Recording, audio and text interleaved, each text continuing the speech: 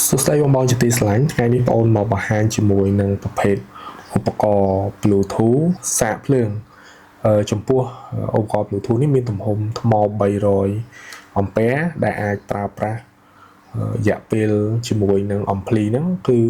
ពី8ម៉ោងទៅដល់10ម៉ោងវាអាស្រ័យទៅលើការប្រើប្រាស់ជាក់ស្ដែងអញ្ចឹងថ្ងៃនេះបងប្អូនមកបង្ហាញថាតើឧបករណ៍ Bluetooth នេះប្រើប្រាស់បែបណាវិញអញ្ចឹងបងប្អូនបញ្ជាក់ថាចំពោះឧបករណ៍ Bluetooth នេះវាជាឧបករណ៍ Bluetooth 2 in 1ដូចគ្នាដែរដែលយើងអាចប្រើប្រាស់បានទាំង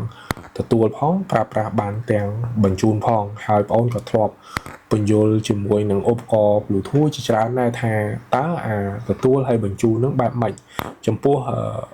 ទទួលមានន័យថាយើងបានអាចប្រើប្រាស់ជាមួយនឹងប្រភេទ ampli ដែល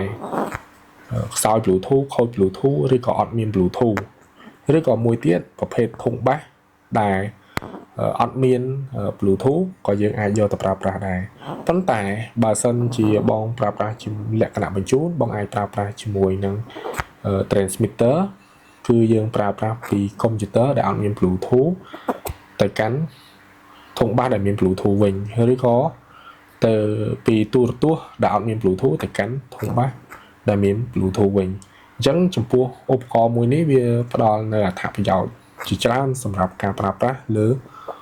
OU អញ្ចឹងថ្ងៃនេះបងប្អូនមកបើកប្រអប់ហើយប្រាប់ពីរបៀប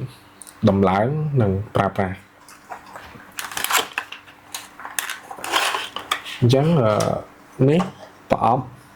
ចំពោះឧបករណ៍នេះវាភ្ជាប់មកជាមួយទី1ដុំ Bluetooth ចំនួន1នេះរូបរាងវាបែបនេះដូចបងបានឃើញអញ្ចឹងវាតប៉ែតបែបនេះ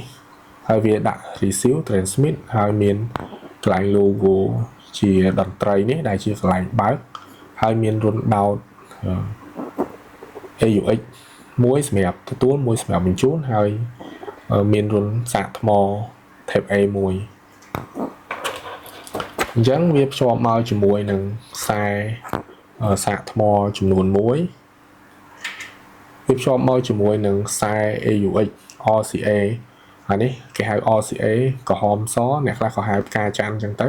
ហើយក្បាលវាគឺ AUX 3.5 ហើយភ្ជាប់មកជាមួយនឹងខ្សែ AUX ញីឈ្មោះចំនួន1ដែរអញ្ចឹងចំពោះការភ្ជាប់ជាមួយនឹងធុងបាសគឺឧបករណ៍នេះគឺវាចូលទៅតាម AUX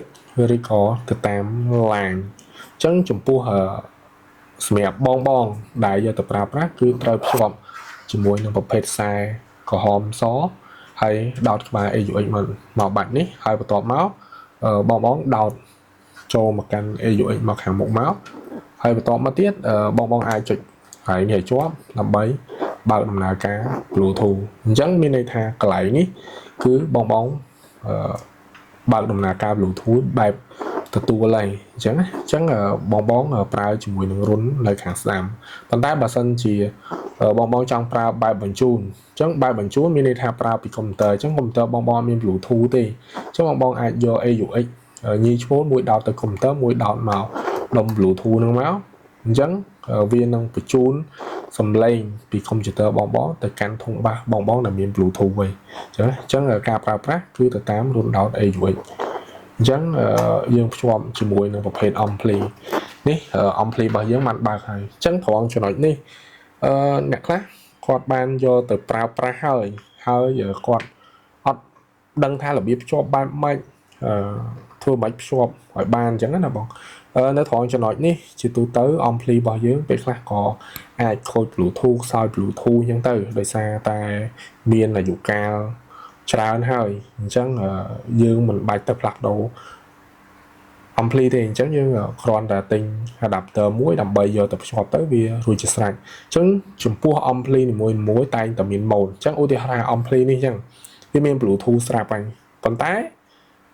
វាខូច Bluetooth ឬក៏ Bluetooth ចាប់បានល្អដាច់សំឡេងឬរអាក់រអួលអីផ្សេងអញ្ចឹងបងអាចប្រើប្រាស់ជាមួយនឹងឧបករណ៍នេះឬក៏សម្រាប់បងភ្ជាប់ហើយអញ្ចឹងយើងទៅភ្ជាប់ទាំងអស់គ្នាវាដូចបងអូនភ្ជាប់អញ្ចឹងនៅត្រង់កន្លែងនេះវាធម្មតា ampli យើងប្រកាសជាមាន mode ដែរនៅត្រង់កន្លែង mode កន្លែងនេះគឺយើងត្រូវផ្លាស់ប្ដូរមុខងារវាមកឡើងព្រោះដោយសារតែយើង ប្រើប្រាស់ទុនដោត OU ចឹងបងត្រូវយកខ្សែក្រហមសយកទៅដោតនៅខាងក្រោយOU put in ចឹងឲ្យបងដូរអាកន្លែងនេះមក mode នេះដាក់ line កន្លែងខ្លះដាក់ line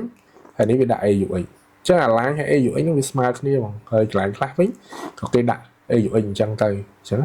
អញ្ចឹងនេះជាការបញ្យល់លម្អិតដើម្បីងាយស្រួលបងយកទៅប្រើប្រាស់ហើយ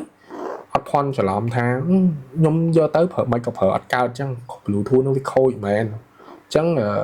ចំពោះការប្រើប្រាស់ Bluetooth វាអាស្រ័យទៅលើចំណេះដឹងរបស់យើងដែរថាយើងប្រើប្រាស់បែបម៉េចអញ្ចឹងណាអញ្ចឹងឥឡូវហ្នឹងយើងបានភ្ជាប់ហើយអញ្ចឹងបងប្អូនមកបើទាំងអស់គ្នាថាតើវាប្រកាសជាមានសេវា Bluetooth មែនអត់អញ្ចឹងបងប្អូនយកទូរស័ព្ទបងប្អូនមកនេះអញ្ចឹងយើងអត់ប្រើដោតខ្សែដូចមុនទេបងអញ្ចឹងជាទូទៅបច្ចុប្បន្នទូរស័ព្ទយើងក៏អាប់ដេតវាគ្មានរុនដោត AUX អីនៅខាងក្រោយអីទៀតទេអញ្ចឹងណាអញ្ចឹងរបស់ចាស់ត្រូវអាប់ដេតយើងត្រូវអាប់ដេតឡើង Bluetooth អញ្ចឹងបន្ទាប់មកយើងមករកសេវា Bluetooth មកអញ្ចឹងជាទូទៅសេវា Bluetooth ក៏ជាចេញនៅត្រង់កន្លែងនេះអញ្ចឹងចំណុចត្រង់កន្លែងនេះដែរបងប្អូនចង់លម្អិតបន្ថែមទៀតអញ្ចឹងសម្រាប់បងខ្លះគាត់យកទៅបងមិន search អត់ឃើញ Bluetooth អញ្ចឹងជាការពិតហើយពេលខ្លះបងប្រើកន្លែងខាងលើនេះអូ connect ច្រើនណា20 30អីអញ្ចឹងទៅអញ្ចឹងជាទូទៅវាក៏ចេះពេញវាក៏ចេះឆ្អែតដែរអញ្ចឹងវាអត់អាច search ឃើញ Bluetooth ទេអញ្ចឹងបងត្រូវលុបវាចោលខ្លះអញ្ចឹងពេលដែលបងលុបបងចុចអាសញ្ញាឧទាននេះមកហើយបន្ទាប់មក unpair មកសម្រាប់ Android ប៉ុន្តែសម្រាប់ iPhone បងចុចអាសញ្ញានឹងដូចគ្នាហើយកន្លែងនេះវាដាក់ forget អញ្ចឹងបង forget លុបឲ្យច្រើនមកព្រោះពេលខ្លះវាអត់ចាំបាច់ទេបងវា stack ទូរស័ព្ទយើងនឹងវាដើរយឺតផងពិបាកភ្ជាប់ផងអញ្ចឹងណាអញ្ចឹងវាមានបញ្ហាច្រើនដែលយើងត្រូវដោះស្រាយប៉ុន្តែវាក៏ជាចំណេះដឹងមួយដែរសម្រាប់បងយកទៅដោះស្រាយអញ្ចឹងឥឡូវយើងមកភ្ជាប់ទាំងអស់គ្នាអញ្ចឹងឈ្មោះវានេះបងប្អូនបានបើហើយយើងចុចភាសាទៀតមកអូខេនេះវាលោតមកហើយចឹងយើងផែវាមកបាទអញ្ចឹងចូលlênនេះបងអញ្ចឹងបងប្អូនបញ្ជាក់ហើយបើសិនជាត្រង់ចំណុចនេះបងអត់បានបដូរ mode នេះទេអញ្ចឹងនេះដាក់នៅ Bluetooth ដែលហើយបងក៏ភ្ជាប់បានដល់ចូលទៅអញ្ចឹងបងចាក់មកក៏អត់លឺដែរនេះអញ្ចឹងបងប្អូនសាកបើកមើលនេះបើកសំឡេងបើកអីអត់លឺទេវាប្រកាសជាអត់លឺទេព្រោះដោយសារតែ mode វានៅកន្លែងនេះវាជាប់ Bluetooth ហើយអញ្ចឹងកន្លែង mode ហ្នឹងយើងត្រូវបដូរទៅ line អញ្ចឹងបងប្អូនបិទសិនបន្ទាប់មកយើងបដូរ mode វាកន្លែងនេះដាក់មក line អញ្ចឹងមកណាបង line AUX អញ្ចឹងមកបន្តមកទៀតយើងសាក play ភាសាទៀតថាតើវាដំណើរការជំនាញនេះបើសិនជាមើលច្បាស់ក៏អត់ព្រើតែម្ដងតែបើហឺតែ3ចងហើយ3អូនមិនញ៉ាំបងអាយទី3ដងទេឥឡូវនៅអត់ពីក្នុងតែពីមកបងមិនទុំទេតែបងរវល់សរសេរសំឡេងសំណងសូចាក់ពួកគេជីវិតបងដាក់លើសំឡេងទូលើគេក៏បើក្នុងយុគនេះបងបាននៅខ្វាយស្នេហាអោណាសង្សារដែលកណាស្នេហាបងចង់អោចង់ថាស្នេហ៍ស្នងអោសង្សារបងជួយឡងទាំងកណាបាទនេះគឺជាការភ្ជាប់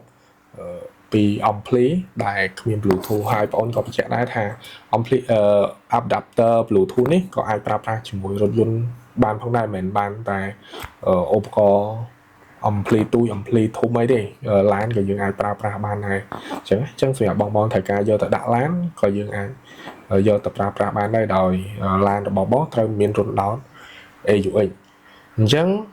សម្រាប់បងណាមានតម្រូវការប្រើប្រាស់ប្រភេទ Bluetooth adapter នេះអាចតាក់ទងមកបងប្អូនបានហើយបញ្ជាក់ថាចំពោះ Bluetooth adapter នេះបងប្អូនមិនមានច្រើនគ្រាប់ទេអញ្ចឹងសម្រាប់បងណាដែលត្រូវការអាចមកមុនបានមុនអញ្ចឹងបងអាចតាក់ទងតាមលេខទូរស័ព្ទតាម chat ឬក៏តាម Telegram និងសាកសួរព័ត៌មានបន្ថែមទៀតពីខាងបងប្អូនបាន